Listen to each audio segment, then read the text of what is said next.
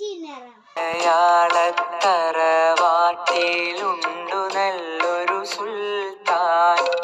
കഥകൾ കൊണ്ടൊരു കോട്ട കെട്ടി കൽബിലേറിയ സുൽത്താൻ. ജീവിതത്തിൻ ചോര ചിന്തിയ കഥകളോതിയ സുൽത്താൻ.